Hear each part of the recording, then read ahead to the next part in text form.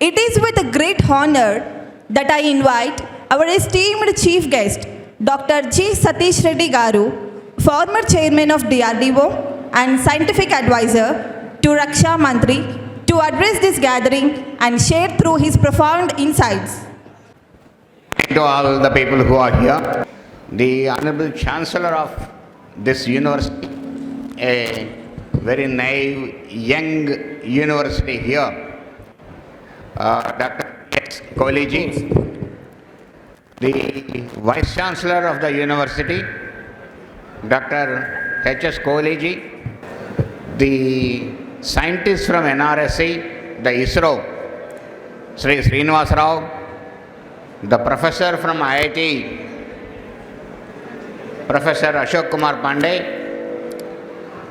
Shri Professor Parthasarathy, and Shri Sreenatha Reddy, and all others who are on the dais, and most important person who spoke today, who is responsible for all these conventions, and for the responsible, the man behind the Kalam, Institute for Youth Excellence, Shri Naresh, Indian, and all others, faculty members and professors and others who are present here, and most importantly, students of this Gurunanak institutions. I call it as Gurunanak institution because there are a number, and a lot of coming and a lot of them are there.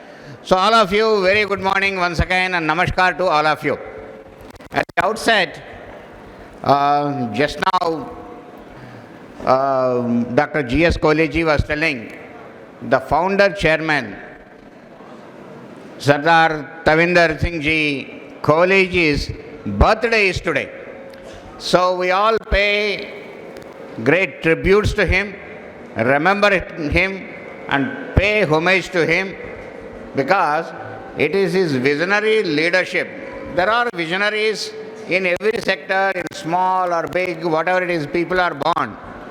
Like he had a visionary vision that we have to have academic institutes here, and he thought, let me go far from the city that time, beyond the town of a district outside Hyderabad, Ibrahimpatnam, and start here. Probably when he started the academic institutes here, many of the people would have laughed at him. क्यों जाके उतना दूर में क्यों बना रहा है, कौन आएगा, क्या है? Now today, you see this institution, the place is almost part of the city of Hyderabad. And in no time, probably you will see the traffic jams on this road. That is one thing. And today, this institution has 13,000 students here. 13,000 students. And it has become 3 institutions. And it has become one of these things has become a university. And then the Vice Chancellor, Dr. Kohli ji was telling me, Dr. Saini ji was telling me that there are 2 more lands lying. One is in front of this campus, some 30 acres, and another about 5 kilometers away, another about 30 acres.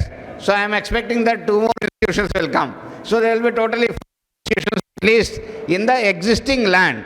That is the level at which is going. That is what is a visionary means. Friends, you have to listen one thing. You all know Dr. Sarabhai? Dr. Sarabhai, you know? Yes or no? Yes. Who is he? The man behind our space program today. The great visionary, great man. That time, 60 years back when he said, space is going to be part and parcel of our life. It will be having a major role in our lives. We will not be having a day-to-day life will be disrupted if the space related satellites and all that are there, not there. Everybody again laughed at him. What is he talking? Kya space hai? What is there? We don't know. Why we are living? Why space plays a role? And today it is reality that without satellites, we can't live. No communication, no images, no weather-related things, no crops-related things, no cyclone-related information. You talk about anything today, satellite data. So there is a laboratory NRSC here in Hyderabad, which is one of the important laboratories of ISRO, just to collect the data, images, take the images, take the various data and supply to all the people in the society, in the country, probably in the world, that is the functioning of this lab itself. Such is the huge, humongous stage of space today. We were thinking that time, probably when Sarabhai thought about some satellite will launch Aryabhatta and all that, they started with the first vehicle and they thought they will put a satellite and a small payload and things like that. Today, you all must have seen, just 2 days before, ISRO has launched a satellite through Elon Musk, SpaceX, a satellite which is weighing 4,500 kgs. 4,500 kg is called a huge satellite. That is the level we have gone. And that capability of 4,000 kgs and beyond, India also has achieved now. We have already launched and we will be launching more than this 4,000 kgs also soon. That is the capability ISRO has attained and that is what is called visionaries. So in his own level, our Sardar Tavinder Singh, Kohli ji is also a visionary to build this.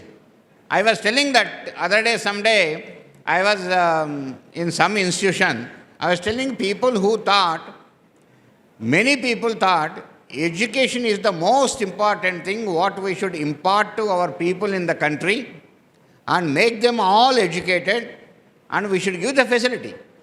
Right from Pandit Madan Mohan Malviya started establishing education institutions, many people across the country. You see the POI group, that time Nehruji and Indira Gandhi ji asked them to establish education institutions. They have established. Birlas have established. Tatas have established.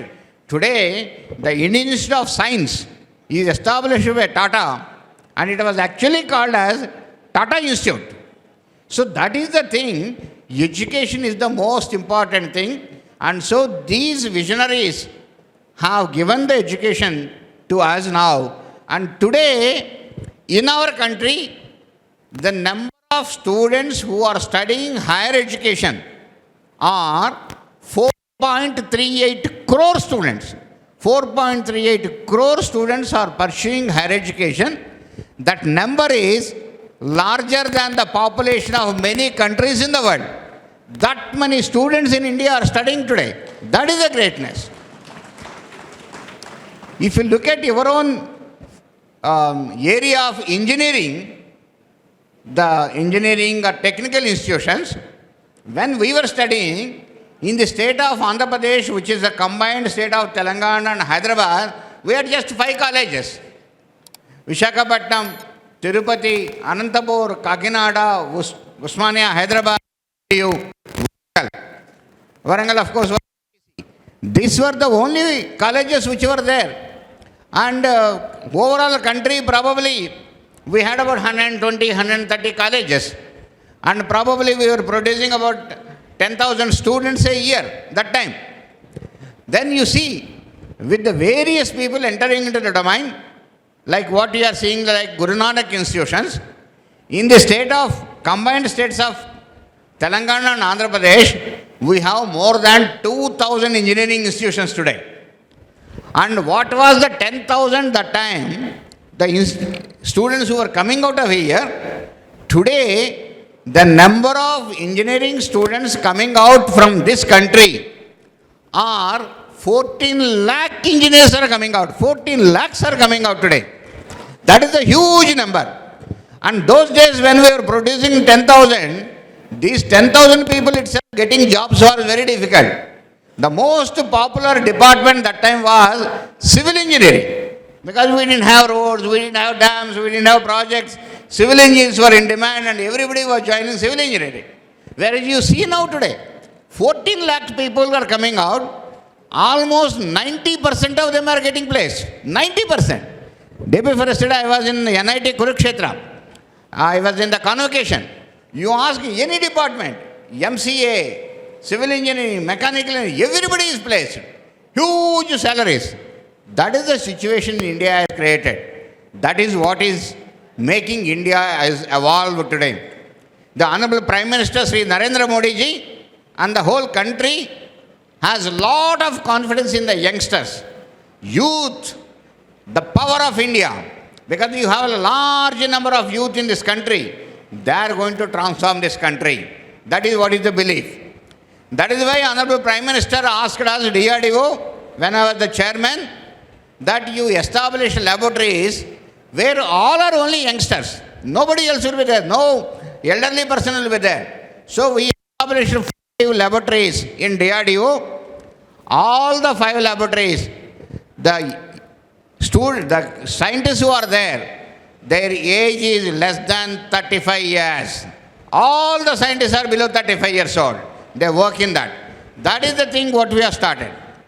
And statistics, what stays today is, in the world, in the coming about 5 to 7 years, 40% of the skilled youth in the world will be from India. 40% of the skilled youth. That is what is increasing today. So, a tremendous change. And the mindset of the youngsters are also is completely different. When we were studying, if we have to do something, we didn't have any facilities. We didn't have incubation centers. We didn't have projects working with various laboratories. We didn't get any projects from somewhere else. We were not even able to do final year projects going to somewhere else. These are all realities today. All of you have incubation centers. You are able to do work on research projects. You are able to design and develop. And when we want to establish something after our college, entrepreneur, you want to become an entrepreneur, we were not able to become. Because you need money, you need land, you need so many things. It was very difficult to get finance.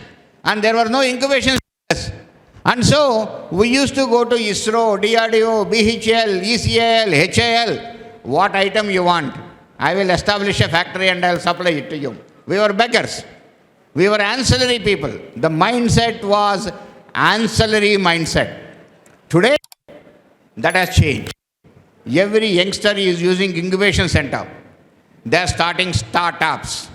Startups has become a revolution today. Innovation has become a buzzword. Innovation has become a buzzword. So our youngsters are coming out with the products not as an ancillary product. They are coming out with first of its kind product. With the software apps or any other innovation, hardware product, medical devices, electronic devices, communication, space related, defense related, aerospace related, whatever it is, we are all coming out with innovations. These innovations are attracting the whole world to us. Whole world. They are coming and funding us, not just Indians. You go to Skyroot, hundreds of crores are funded by outsiders. You go to hundreds of crores funded by, like this, there are hundreds of startups coming. The mindset of the youngsters change. They are all becoming CEOs of big companies like Google. Sundar Pichai, he is an Indian who has come from a normal college. Likewise, there are many CEOs who have come in this country, they are occupying now. So, today, if you look at our IITs, which are the most premier institutes in this country, when there were only 5, almost 80% of the students who are doing their bachelor's degree, who pass out of the IITs, they were all going abroad. They were not staying in the country. But today, with an IIT, very large number of people being produced, more than 75% of the bachelor degree holders from our IITs are staying back here in this country. They are not going abroad. They are working here in this country. That is the situation which has come. And these students started coming out with startups. In the year 2016, a missile of 1500 kilometers range, a hypersonic missile, traveling at lower altitudes. I want to tell you, I don't know whether you know or not, There is no missile in the world of this type of a missile what India has fired day before yesterday. India is the first country which has done that. That is the type of innovations which are coming. So that is why in our defense, which is in Summit of Space and Defense, we were once upon a time, we have been, even today, we are one of the largest importers of defense equipment. We are buying from outside. The turnaround has started. We started exporting now. That is why Prime Minister says, make for the world, not just for India. Make for the world. You should make an item where you can sell it abroad. And so, this country started exporting now. World is looking towards India. And last year, 2023-24 financial year, we exported, India has exported 21,000 crores of defense equipment. 21,000 crores of defense equipment. Honorable Raksha Manthri, Rajnath Singh ji immediately said, in 3 years, we should make it 50,000 crores. 50,000 crores. And Honorable Prime Minister said, he said, we should become a leader in this. A leading exporter. We were a leading importer. Now we are converting ourselves as a leading exporter. That is the change which is coming in the country. That is why we all should work for Viksit Bharat. Viksit Bharat is in your hands. Your innovations, your technological outcomes, that is what is going to change this country. We will become a developed country.